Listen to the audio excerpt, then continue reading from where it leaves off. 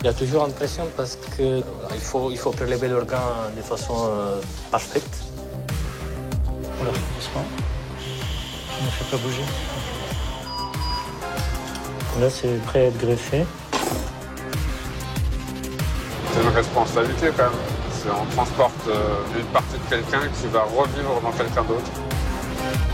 On ressent toujours une partie d'injustice en nous et c'est difficile d'accepter des choses comme ça parce qu'on a envie de vivre pleinement et que forcément ça nous freine. Tu es courageux, mon bonhomme. Ça crée de l'émotion. Donc là, on se dit, voilà, il est courageux, il faut qu'on soit courageux aussi. Hein. On peut inciser? Oui. Ok. Vous pouvez ramener le poumon. Là, on implante. C'est comme si vous partez pour une très longue course et ça m'étonnerait que vous partiez en sprint. Je peux pas faire mieux que ça, moi. Donc ça va pas. Ce matin-là, dans cet hôpital en région parisienne, alors que les couloirs sont encore vides, un homme se concentre. Il s'appelle David et il a 36 ans. S'il prend des forces, c'est parce qu'il s'apprête à livrer un long combat pour sauver la vie d'un homme. L'un de ses patients mourra dans quelques heures s'il ne reçoit pas une greffe des poumons. On se fait un schéma des différentes étapes de la transplantation. Voilà. Voilà, pour que ça se passe bien. Il y a comme dans une balade en montagne, il y a un itinéraire, des endroits faciles, des endroits plus exigeants. Et donc on se fait une carte mentale, un peu un schéma de l'intervention. Voilà, donc il faut rester concentré pour que ça se passe bien. David le sait, l'opération sera difficile. Les poumons du patient sont en très mauvais état. Il aura du mal à les extraire. On peut regarder le greffon ensemble. Il répète l'opération avec l'un de ses collègues. C'est une sarcoïdose avec hypertension pulmonaire en super urgence. Si ça colle beaucoup, on ne va pas à gauche. On assiste assez rapidement pour lui garder la perfusion rénale. On implante à droite et une fois qu'on a implanté à droite, on va à gauche. Il n'y a plus qu'à. À l'autre bout du couloir, dans sa chambre, l'homme à qui il doit sauver la vie.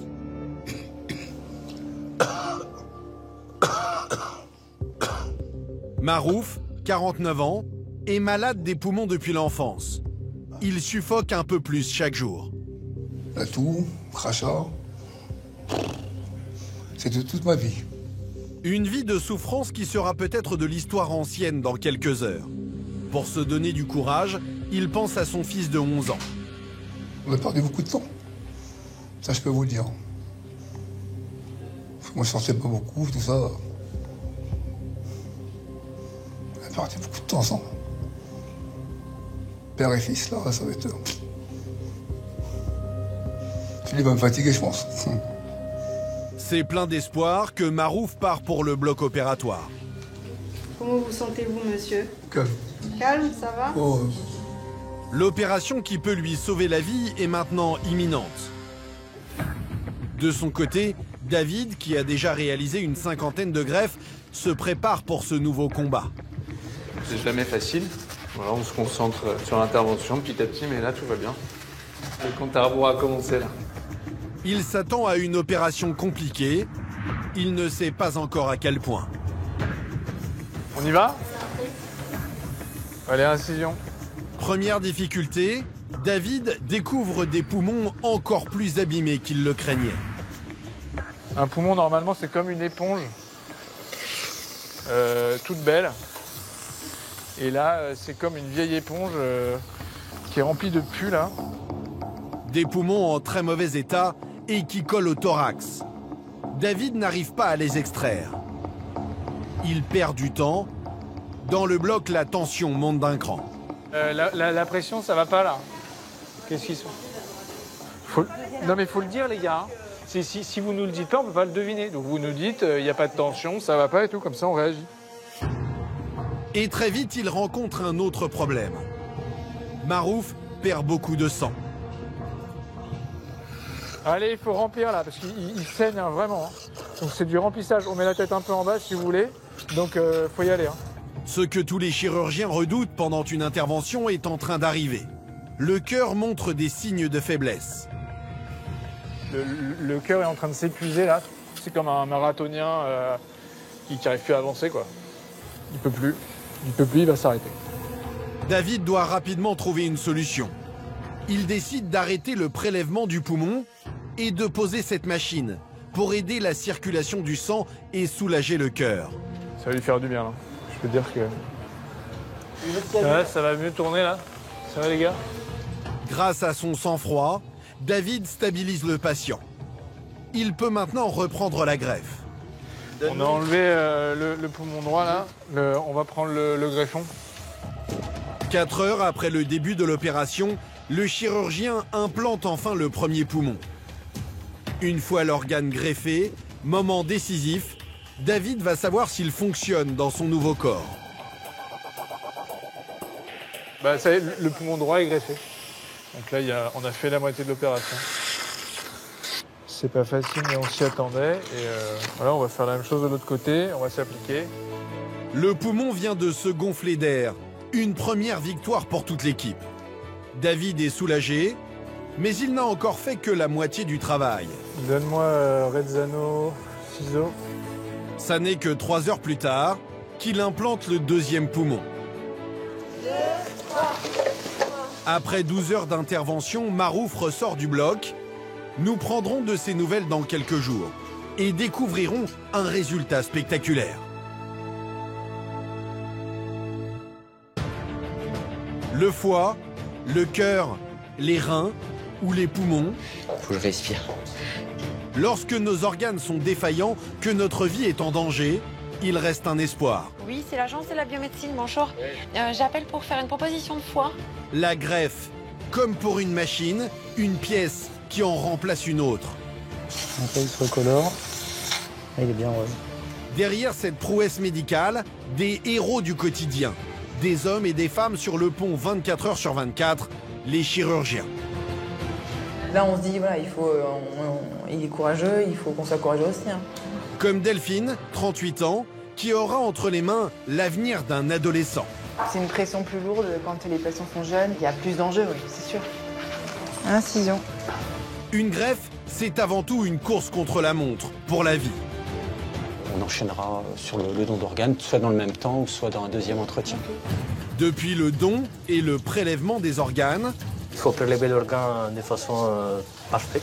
On a un peu de pression, mais on est entre guillemets habitué. En passant par ces chauffeurs de l'extrême spécialisés dans les transports d'urgence. On transporte une partie de quelqu'un qui va revivre dans quelqu'un d'autre. Face à eux, des histoires hors du commun, comme celle de Sacha, jeune passionné de foot, qui attend de nouveaux poumons pour chausser à nouveau ses crampons.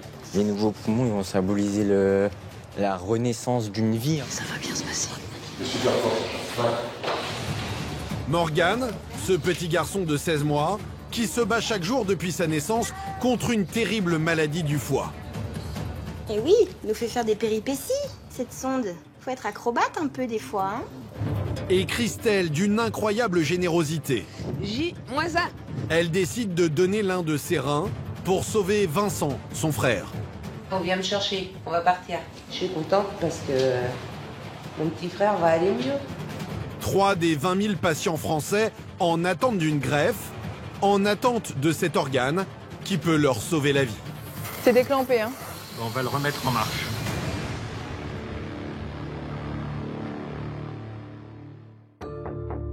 Après cette greffe de poumon qui lui a donné des sueurs froides, nous retrouvons David, épuisé par cette longue opération. Et pour Marouf, son patient, rien n'est encore gagné. Oui, pour l'instant, c'est un succès technique, mais ça ne suffit pas à être un succès pour le monsieur. Comment vous vous sentez? Un peu fatigué, voilà. On va aller se reposer. Mais 2 semaines plus tard, les bonnes nouvelles s'enchaînent. Marouf est sauvé. Il n'en revient pas lui-même. J'ai tout fait. Je respire à 100%. C'est un changement total. Même moi, j'y crois pas. C'est magnifique. Une renaissance, À 49 ans, il peut maintenant s'imaginer une nouvelle vie. Grâce aux poumons d'un autre, il a trouvé un second souffle.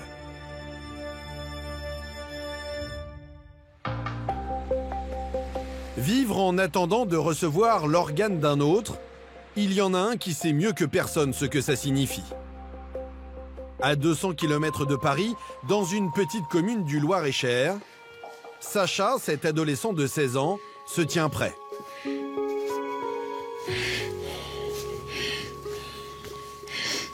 Sa respiration parle d'elle-même. Malade depuis l'enfance, lui aussi attend une greffe des 2 poumons. Et aujourd'hui, le moindre effort lui est insupportable. Ah, je suis mort. Il fait trop chaud. Faut que je respire. Ça m'a tué. Je te jure. Cette situation, Sacha l'a déjà connue il y a 3 ans. Il a reçu une première greffe, 2 poumons que son corps n'a pas acceptés. T'as réussi à trouver ce que tu voulais? Oui. On est prêt. Ça m'a tué. Sacha le sait, sans cette 2e greffe, sa vie est menacée. Depuis ce matin, il est à nouveau inscrit sur la liste des patients en attente d'un organe. Une situation difficile à vivre, surtout pour un adolescent.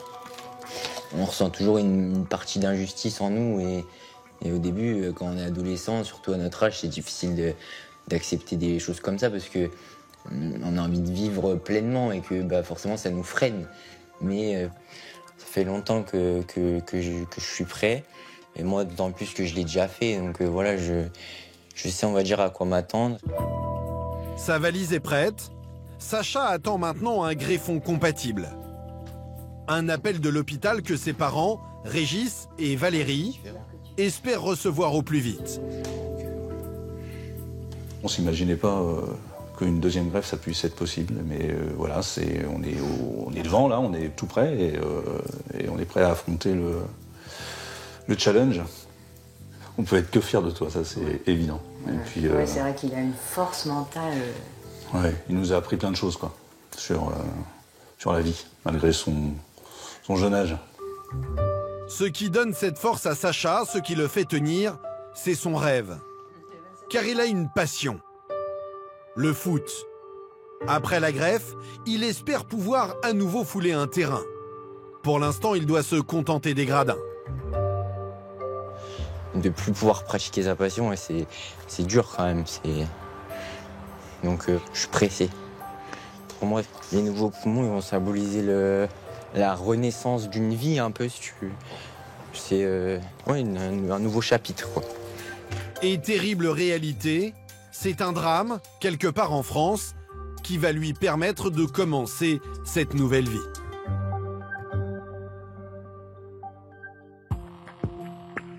Car une greffe, ça commence toujours par un incroyable don. Sans doute le plus généreux qui soit, celui d'un organe. Et c'est souvent lorsqu'elle vit une situation tragique qu'une famille se retrouve confrontée à cette question. À Lille, dans l'unité de soins intensifs de cet hôpital, un patient vient de décéder. On va aller voir avec Pascal. Tiens, assis-toi.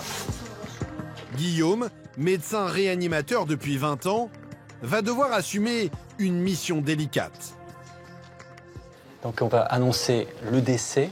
Ça, c'est ce que je vais faire en premier. On va annoncer la mort encéphalique. On va tester leur réaction, voir un petit peu s'ils se projettent déjà vers un deuil. Et puis, on enchaînera sur le don d'organes, soit dans le même temps ou soit dans un 2e entretien. Okay. Voilà, c'est bon. En France, selon la loi, nous sommes tous des donneurs d'organes présumés, sauf si nous en avons exprimé le refus, en s'inscrivant par exemple sur le registre national. Il n'était pas inscrit au registre. Il n'est pas du tout inscrit. On va faire l'entretien dans ce cas-là. Cette fois, ça n'est pas le cas. Mais le défunt a peut-être confié son opposition à ses proches. Voilà pourquoi Guillaume doit les interroger. C'est un moment que l'on redoute. Il n'y a pas de phrase toute faite. On a toujours cette petite angoisse vis-à-vis de la demande du don. C'est un moment délicat. On ne sait pas vraiment comment ils vont réagir. Le défunt, soit il s'était positionné clairement de son vivant et l'entretien peut être très très facile. Par contre, des familles l'ignorent complètement, ne sont même jamais posé la question. Et les réactions sont très diverses. Et c'est toujours un petit peu un moment d'angoisse. Une discussion sensible, mais nécessaire. Cette mort peut sauver des vies. Allez-y, ça va se passer ici. Je vous invite à vous asseoir peut-être déjà. Il faut que... C'est pour ça qu'on se réunit également aujourd'hui. On aurait voulu connaître sa position vis-à-vis d'un don d'organes. Parce qu'il est effectivement décédé et il peut maintenant aider à vivre d'autres personnes en offrant ses organes.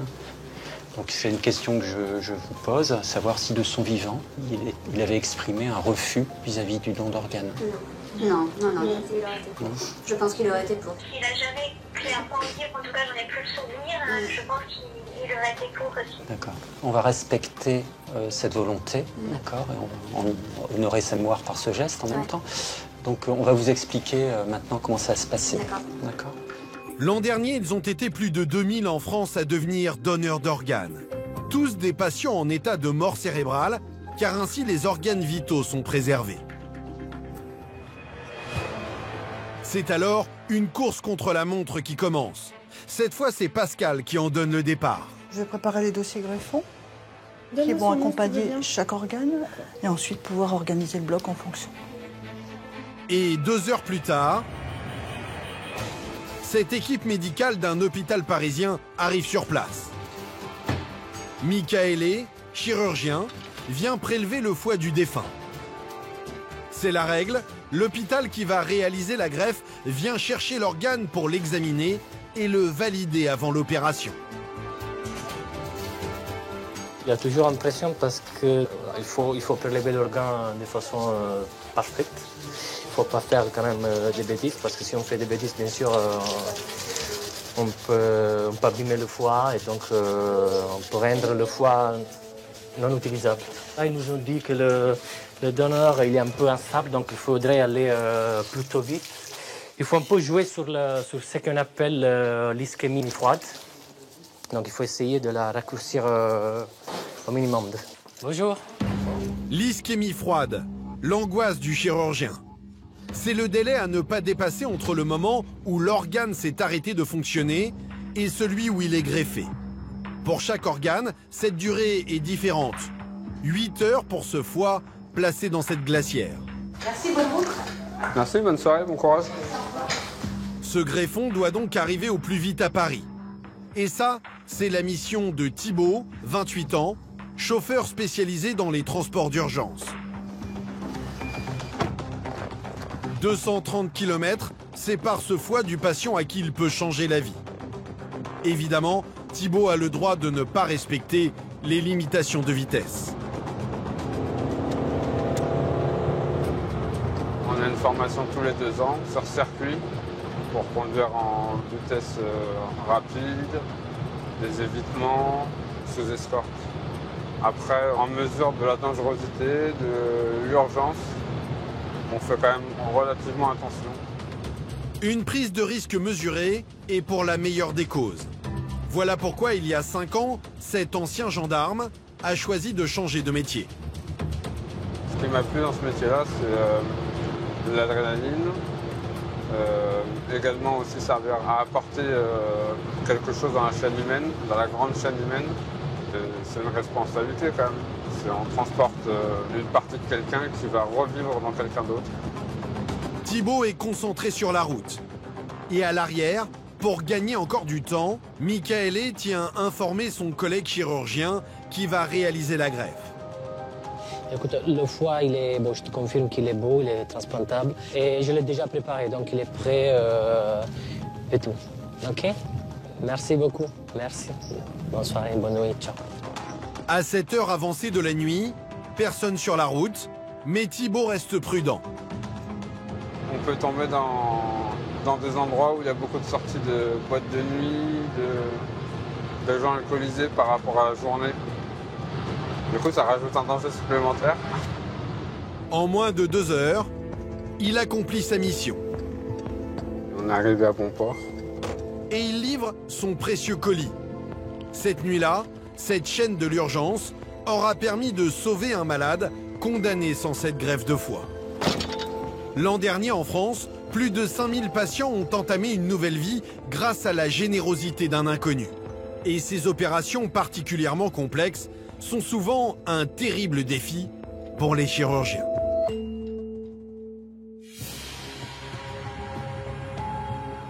Cette nuit-là, il s'en souviendra toute sa vie. Après 3 mois d'attente, Sacha a reçu le coup de téléphone tant attendu. 2 poumons compatibles viennent de lui être attribués. Ouais. Il est 23 h. L'adolescent de 16 ans s'installe dans sa chambre d'hôpital, un peu déboussolé, à quelques minutes de l'opération. Bon, bah nous y voilà. Ouais, je sais pas, j'ai plusieurs émotions qui passent en moi. Je suis excité, en même temps j'ai peur. Je suis fatigué, C'est un gros mélange d'émotions. On s'y attendait plus, là, au bout de 3 mois, on s'y attendait plus. Même si toutes les nuits, on avait le téléphone près du lit, ça tardait à venir. Et là, brusquement... Au moment où on s'y attend. On s'y attend moins. C'est vrai. Ouais, je suis prêt. Surtout, je vois surtout après, quand je vais sortir. Donc, je suis motivé à y aller. Je me conditionne, je me mets dans ma bulle et voilà. Let's go, jeune homme. Recevoir les poumons d'un autre, une intervention chirurgicale hors du commun. Et qui n'est pas sans risque. Sacha, qui a déjà subi l'opération il y a 3 ans, en est bien conscient. Un moment à la fois plein d'espoir et de crainte, pour ses parents aussi. Ça va bien se passer. Super fort, Sacha. Ouais. Ils mettent la vie de leur enfant entre les mains d'un chirurgien. Oui, tu peux prendre 2 petits jus d'orange, ça le réveil. Il est dans le frigo. Merci. Cette lourde responsabilité, c'est Delphine, 38 ans, qui va l'endosser. Avec 10 ans de chirurgie derrière elle, elle en a vu d'autres. Mais cette fois, elle est tendue. Cette 2e greffe de Sacha est l'une des interventions les plus compliquées de sa carrière. C'est difficile, franchement c'est difficile. Et puis c'est un enfant, enfin voilà. Non, moi je me dis, ben non, il faut... Là, on n'a pas le droit à l'erreur, là il faut faire comme ça. Enfin, je sais ce que je dois faire, mais c'est... Voilà, c'est... Non, mais c'est pour ça que quand on les voit avant, ça crée de l'émotion, alors qu'il faut quand même rester... pas trop avoir d'émotion en fait. Mais bon, on est obligé d'en avoir, hein, c'est... Parce qu'il y a vraiment de l'enjeu, quoi. C'est... Forcément, s'il sait ce que c'est difficile hein, d'y retourner en bonne toute état de cause, enfin en toute confiance, quoi. Donc là, on se dit, voilà, il faut... il est courageux, il faut qu'on soit courageux aussi. Hein. Delphine prend des forces. L'opération devrait durer plus de 8 heures. Ok, bon. À tout. Particulièrement touchée par l'histoire de cet adolescent, elle ne laisse rien paraître devant lui et reste concentrée. C'est bien. T'as froid là, c'est ça? Ouais. Tu respires tranquillou là, tu te concentres sur ta respiration, sur un truc que t'aimes bien. Pour aider ce fan de foot à se détendre avant l'anesthésie, elle a une petite attention. Vas-y, mets-toi dans ta bulle. On fait comme si on était au vélodrome. Ouais. Ouais, ah ça c'est bon ça. La vidéo d'une rencontre. Sacha, qui rêve de revenir sur un terrain, ne pouvait pas rêver mieux. Mais Delphine, elle aussi, s'apprête à jouer un match serré. Pendant l'opération, ses gestes devront être précis. Quand on fait une retransplantation, donc sur les poumons ou n'importe quel organe hein, qui ont déjà été transplantés, c'est toujours plus difficile. C'est-à-dire qu'il y a c'est comme des cicatrices à l'intérieur et parfois c'est plus fragile, c'est moins facile que la première fois. C'est une pression plus lourde, mais il y a plus d'enjeux, oui, c'est sûr. Et puis il a tout son avenir devant lui, donc il faut se donner le maximum de chance. Delphine entre dans le bloc. Le combat commence. Elle n'imagine pas encore le sang-froid qu'il va lui demander. On peut inciser? Oui. Ok. On y va alors. Hop. Incision. Elle doit d'abord greffer un premier poumon, puis l'autre. Et elle commence par le côté gauche, le plus mal en point. C'est un poumon qui participe un peu moins que l'autre parce que peut-être qu'il a fait un peu plus de rejet. En tout cas, il fonctionne un peu moins bien celui-là, donc c'est plus logique de l'enlever en premier. Mais là, c'est un peu fastidieux parce que le poumon, il est très collé. Un poumon collé qui va sérieusement lui compliquer la vie. Le retirer sans abîmer les parois du thorax lui demande un travail de fourmi. Elle n'en voit pas le bout et les minutes, si précieuses, défilent.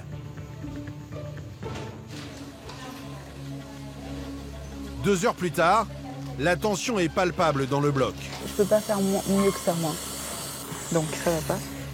Delphine avait raison de se méfier. Cette deuxième greffe de poumon lui donne du fil à retordre. Le professeur Mercier, 15 ans de carrière, vient lui prêter main forte. Pas question de se précipiter lorsqu'une vie est en jeu. Du souris électrique, s'il vous plaît. Là, moi, j'aurais coupé là. Donc ça doit être low flow. Surtout pas de suraccident, t'es tranquille. Tout va bien. C'est comme si vous partez pour une très longue course et ça m'étonnerait que vous partiez en sprint. Et là, on part pas pour un 100 mètres. Pour gagner du temps, parfois, il faut savoir en perdre. Tiens, je veux bien un tampon.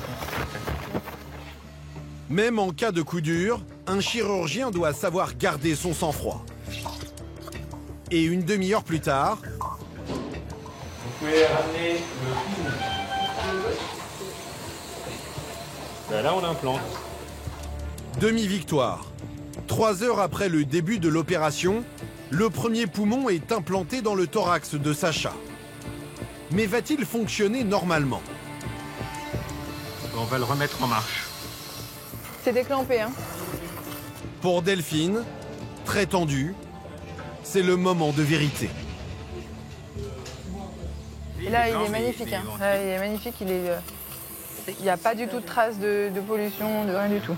C'est les plus beaux qu'on puisse mettre là. C'est rare d'avoir des comme ça. Ouais, c'est rare. La greffe semble fonctionner. Dans le bloc, l'ambiance change radicalement. Delphine retrouve le sourire. Allons-y, allons-y. C'est beautiful. Une bonne humeur qui ne la quittera plus. Et 2 heures plus tard, Sacha respire avec 2 nouveaux poumons. À peine sortie du bloc, Delphine se jette sur son téléphone et prévient ses parents. Oui, bonjour madame, c'est le docteur Mitilian de Maryland Long. Moi ça va très bien. Je voulais vous dire qu'on avait terminé. Donc c'était difficile comme on s'y attendait, mais là vraiment il va très bien. Il faut voir les suites, mais on va dire que ça pouvait pas mieux se passer. Voilà, pour ça. Ouais, pour l'opération, et le greffon est vraiment superbe. Des parents soulagés qui n'imaginent pas le combat de Delphine. L'intervention aura duré 10 heures. À ce stade-là, on peut dire que, même si c'est un peu tôt, on peut dire il devrait être sauvé en tout cas. Si tout se passe bien, si tout se passe comme aujourd'hui, le reste, les suites, là, on pourrait dire ça. Le résultat va largement dépasser les espoirs de Delphine. 2 semaines plus tard, l'image est à peine croyable. Allez, c'est parti. On va faire quelques minutes d'échauffement. Sacha pédale et respire à plein poumon. Plus rien à voir avec l'adolescent sans cesse à bout de souffle qu'il était. Ça fait plaisir, je suis fier, ça fait du bien. Je peux refaire du vélo, marcher sans être essoufflé. Il arrive même à parler en pédalant. Cette fois, sa greffe semble être un franc succès. Sacha se rétablit même en un temps record et impressionne sa kiné, Paola. C'est rare que les cas de Sacha, ça arrive. Je pense que c'est la motivation aussi de lui qui fait que ça avance aussi les choses assez rapidement. Ouais, franchement, c'est la volonté et le mental. Pour moi, c'est les deux clés. Je suis resté 3 jours en réa, j'ai remarché au bout d'une semaine. Voilà, aujourd'hui, le parcours que j'ai fait, je trouve que c'est beau, parce que c'est quand même rare que ça se passe comme ça, donc tant mieux pour moi. L'adolescent semble avoir lui-même du mal à réaliser. 27 minutes que je pédale, et tout va bien. Oui. Pour donner du courage à ses futurs patients, Paola a un petit rituel. Affiché au mur, un souvenir de ceux que la greffe a sauvés. C'est au tour de Sacha d'y laisser son empreinte. Tu veux faire quelle main? Bah, la droite. La droite?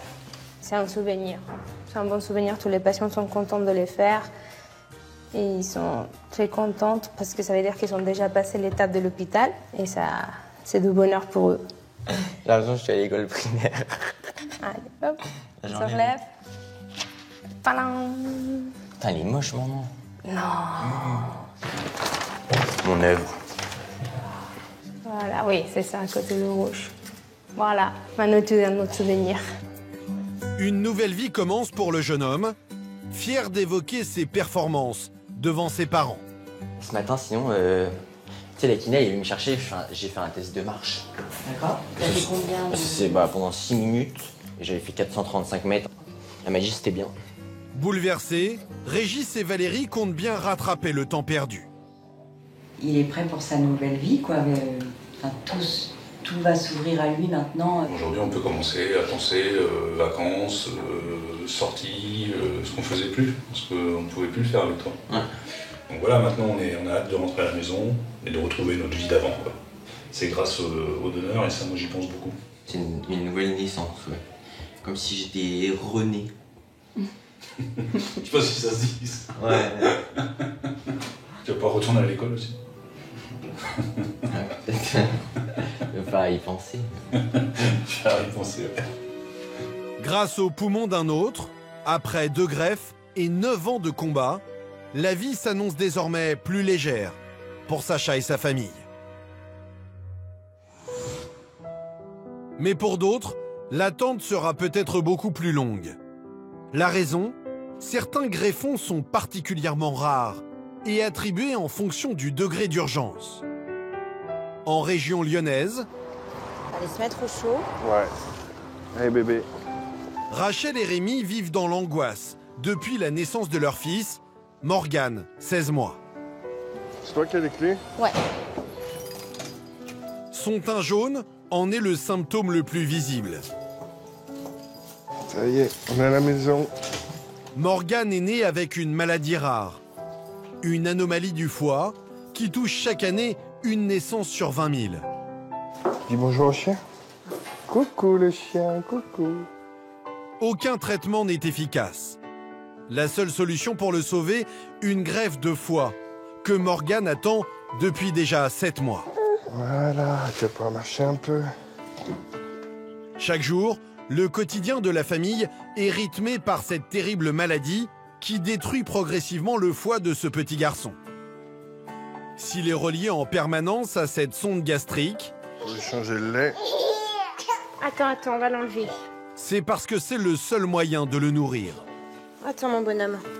À cause de sa maladie, Morgane n'assimile pas les nutriments. Tous les soirs, ses parents préparent un lait spécialement adapté à son organisme. Bon, c'est une poudre de lait assez particulière. Et avec, je vais mettre des produits, des enrichissants. Donc tout ça, ça va permettre de lui faire le lait qu'il aura pour la journée, qu'on va lui mettre dans sa pompe. Sa pompe, c'est ce sac. Il injecte le lait et nourrit Morgane. On va remettre la sonde, Morgane. C'est prêt? C'est ainsi que le petit garçon s'alimente depuis sa naissance. Il ne goûtera au biberon et au petit pot qu'après la greffe. Pour l'instant, on joue dans la chaise voilà, haute. on joue dans la chaise haute et bientôt on mangera.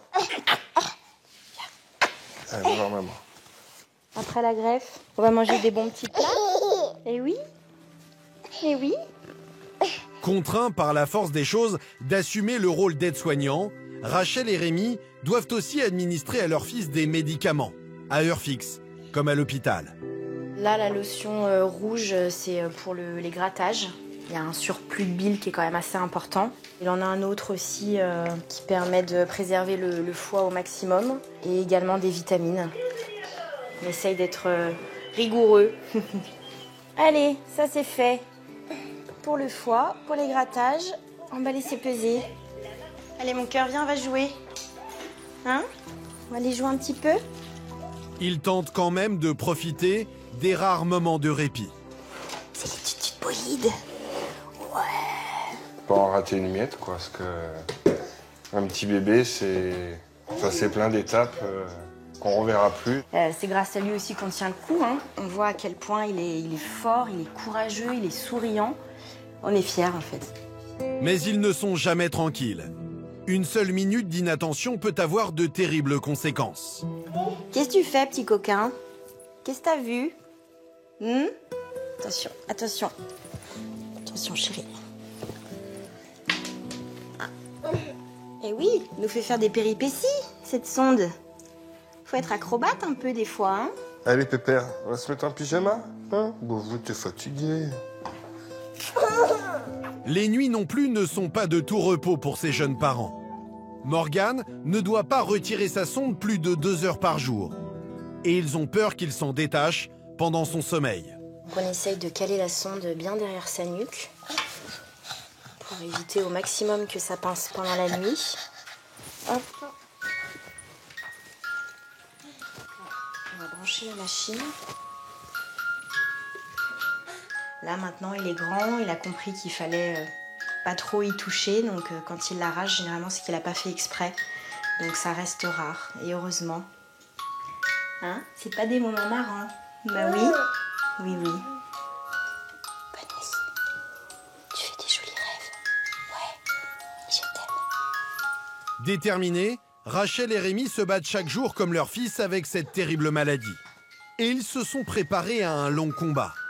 Car cette greffe de foie, ils peuvent l'attendre encore de longs mois. Pour le comprendre, il faut se rendre ici, dans cet hôpital lyonnais, spécialisé dans les maladies pédiatriques. Morgane, dont l'état peut se dégrader à tout moment, s'y rend 2 fois par mois pour des examens. Dis donc, tu vas voir, ça va aller vite et puis après on va partir, hein? D'accord? Ce matin, la famille vient pour une prise de sang. Voilà,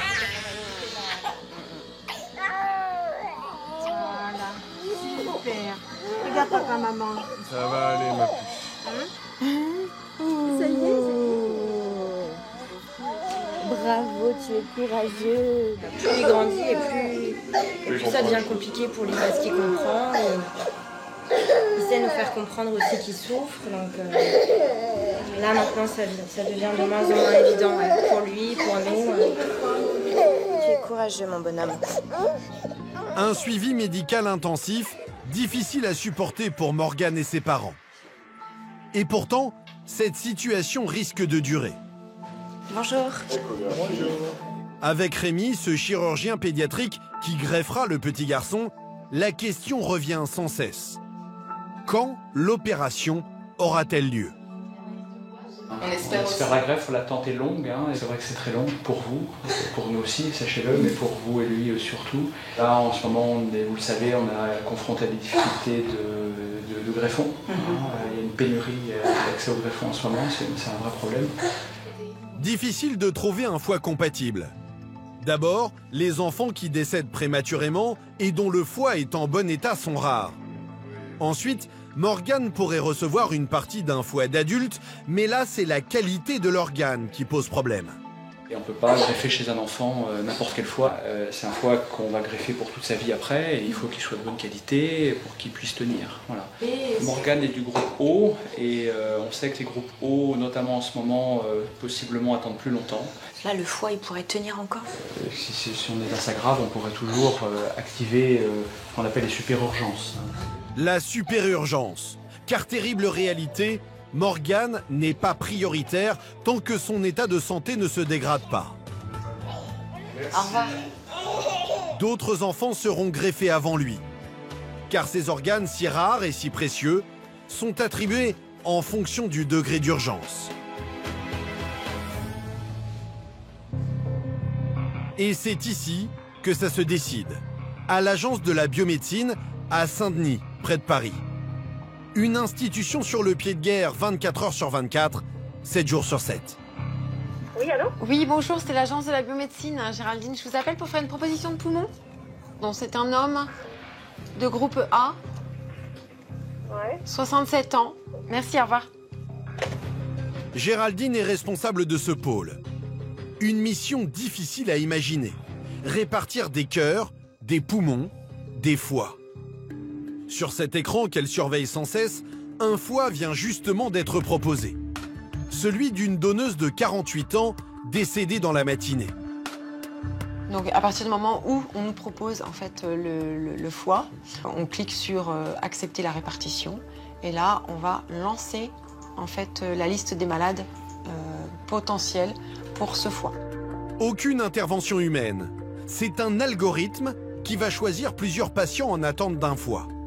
En fait la machine elle va matcher entre le lieu du prélèvement, les caractéristiques du donneur et elle va nous sortir, en fait, suivant l'algorithme, les meilleurs patients à appeler d'abord. Donc là, on va lancer la liste foie. Choisis en fonction de leur taille, leur groupe sanguin ou le degré d'urgence, les 5 premiers receveurs sélectionnés sont aussitôt prévenus. Ou plutôt leur médecin. Oui, c'est l'agence de la biomédecine. Oui, bonjour, je vous appelle pour faire une proposition de foie. La morpho de la donneuse, c'est 1m69 pour 117 kg. OK ? Merci. Ça marche, merci. Merci, au revoir. Avant d'accepter, les médecins vont vérifier que l'organe convient à leur patient. Et ils peuvent refuser. Ils ont 20 minutes pour nous répondre. 20 minutes, c'est assez court quand même pour analyser et le dossier du donneur vis-à-vis de leur receveur. Pour ne pas perdre de temps, Géraldine et ses collègues n'attendent pas leur réponse. Elles proposent le foie aux autres receveurs potentiels. Oui, allô ? Oui, c'est l'agence de la biomédecine, bonjour. Oui, je suis docteur. Oui, j'appelle pour faire une proposition de foie. Oui. Donc vous êtes en 2e position. Très bien, je vous remercie. À tout à l'heure. Et au milieu de ces appels, le médecin du patient prioritaire donne sa réponse. Agence de la biomédecine, bonjour. Oui, bonjour, c'est le centre de Montpellier. On décide en fait d'accuser le foie pour mauvais greffon. Pour mauvais greffon. Ok, c'est noté. Merci beaucoup. Merci, au revoir. Au revoir. Il refuse le foie, trop volumineux pour être greffé dans le corps de son patient. Et finalement... Agence de la biomédecine, bonjour. Ah oui, bonjour. J'appelle de Besançon. Oui. Pour la proposition de foie. Oui. Non, on va l'accepter. Ok, c'est noté. D'accord. Merci beaucoup. Au revoir. Au revoir. C'est le 2e malade choisi par l'algorithme qui recevra le greffon. Et il ne connaîtra jamais l'identité de son donneur. C'est la loi pour éviter toute dérive. Mais il y a une exception à cette règle. Parmi les 20 000 malades en attente d'un organe, certains connaissent très bien le généreux donneur qui peut leur sauver la vie. Dans le nord de la France... Les affaires sont prêtes ? Oui, je pense que je vais prendre plutôt une valise, moi. Christelle et Vincent sont frères et sœurs. Et ils sont aussi donneurs et receveurs. Tu cherches, hein ? Qu'est-ce que tu cherches ? Vincent, 46 ans, est atteint d'une maladie qui détruit ses reins. Aujourd'hui, il en est au stade terminal. Pour éviter la dialyse, on m'a proposé de faire une greffe de donneur vivant. Je n'étais pas vraiment convaincu parce que je voulais pas prendre quelque chose à quelqu'un pour pouvoir, moi, être soigné, en gros. C'est mes proches qui m'ont convaincu de le faire, en fait. Sinon, je l'aurais pas fait. Christelle a décidé de lui donner l'un de ses reins. Alors que ses 2 autres frères étaient eux aussi candidats, elle a été choisie pour son plus grand bonheur. Tout au fond de moi-même, je voulais absolument que ce soit moi. Mes frères, c'est sacré, c'était, oui, naturel, évident que ça se fasse comme ça, quoi. Et je suis très contente qu'on arrive au but, que ce soit moi. Un geste d'amour qui bouleverse Vincent, car il n'est pas sans risque. Complications pendant l'opération, infection, donner un organe n'est jamais anodin. Puis j'ai de la chance que je culpabilise beaucoup moins du coup. Aller au taquet, donc du coup, pour moi c'est plus facile, quoi. Je dis pas que c'est simple, mais c'est plus facile. Et sans hésiter, j'aurais donné mon rein également pour ma sœur, quoi, sans problème. Allez, va chercher. Comme plus de 500 personnes l'an dernier, Christelle est bien décidée à accomplir cet acte héroïque. La greffe est programmée dans une semaine. La veille de l'opération, elle et son frère arrivent à l'hôpital de Lille. Et Christelle Super. est plus motivée que jamais. J-1. C'est le protocole, ils vont passer une nuit à l'hôpital avant la greffe. Dans 2 services et 2 chambres différentes. 18. Ah, c'est une grande chambre, toi. À quelques heures de cette opération qui va peut-être lui changer la vie, Vincent est inquiet. Pour lui, mais surtout pour sa sœur. On ne peut plus faire marche arrière, c'est clair que... Ah, on y est là, on y est. Non, mais demain, si toi, ils descendent pour t'endormir, c'est que moi, ça s'est bien passé. Ouais. Donc, tu vas t'endormir quand même avec cette idée-là. Ouais, mais tu seras pas réveillé. Ben non, mais bon. C'est ça, quoi. Mais si, ça va aller. Ouais. Même si les médecins se veulent rassurants, difficile pour Vincent de ne pas penser au risque.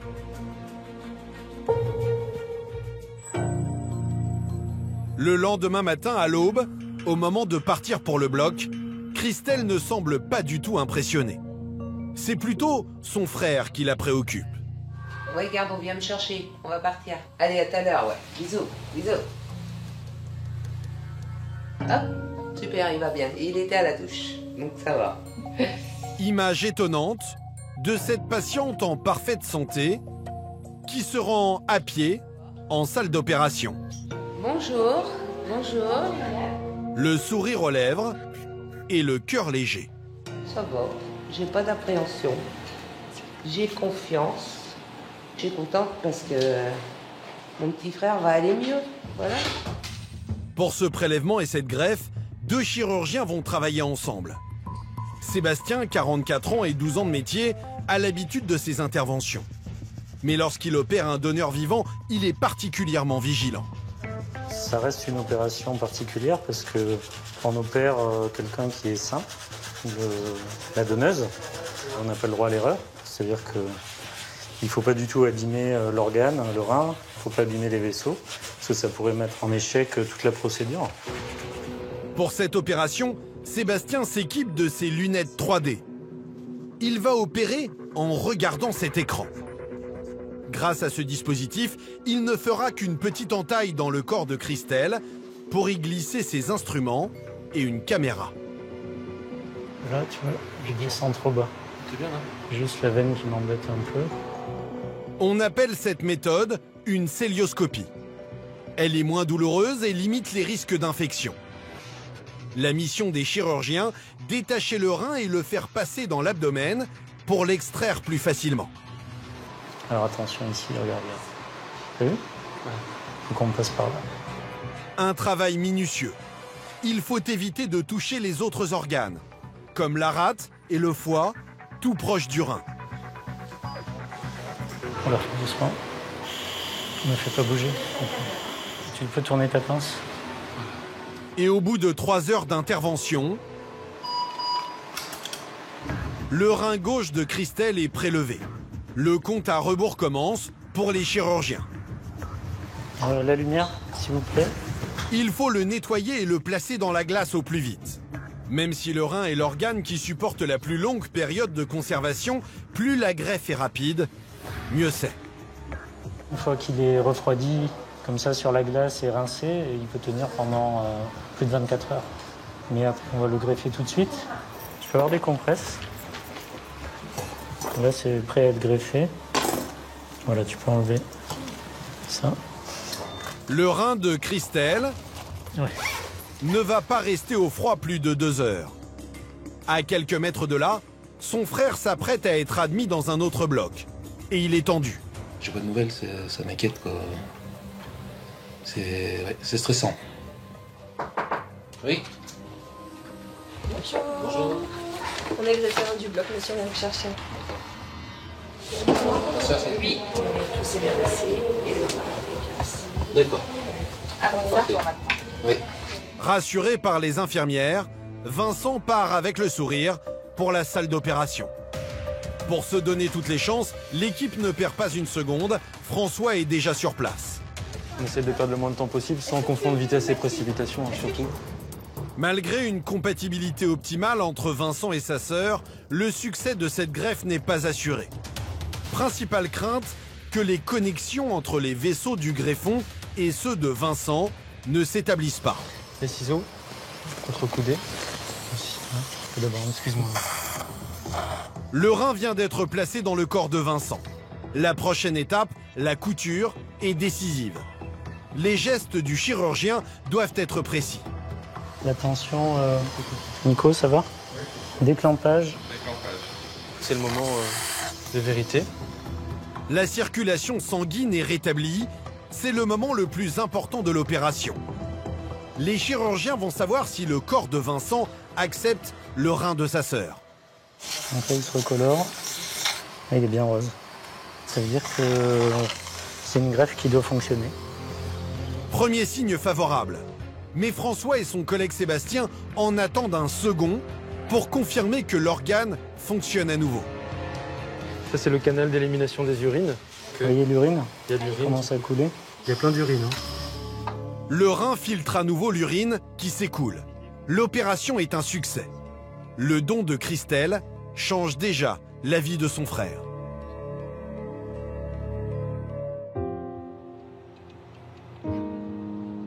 Le lendemain matin, accompagnée de sa fille, de ses neveux et nièces, Christelle retrouve Vincent. Hey. Beaucoup plus détendu que la veille, son frère l'accueille avec la meilleure des nouvelles. Franchement, je suis très fort. Moi, je me sens mieux. Je suis contente de le voir. Ouais, je suis soulagé. Ouais. Je suis un peu désolé que t'as mal, quoi. Mais... Bah non, c'est pas grave, hein. Faut que ça se fasse, hein. Un réveil un peu plus douloureux pour Christelle, qui doit désormais apprendre à vivre avec un seul rein. Sa générosité rend sa fille Wendy admirative. Lundi matin, j'ai envoyé un message à ma mère en lui disant que j'étais fière d'elle et fière de ce qu'elle faisait. Oui. Non, c'est cool. En tout cas, moi, j'ai beaucoup de chance. Bah oui, on m'a sauvé la vie, quoi.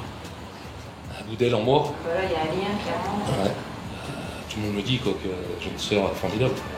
Une famille émue, une maladie qui ne sera bientôt plus qu'un lointain souvenir. Avec cette greffe, les chirurgiens ont accompli un nouveau miracle.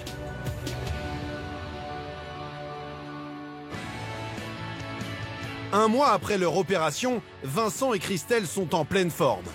Une vie normale, enfin retrouvée. Comment ça va? Parfait.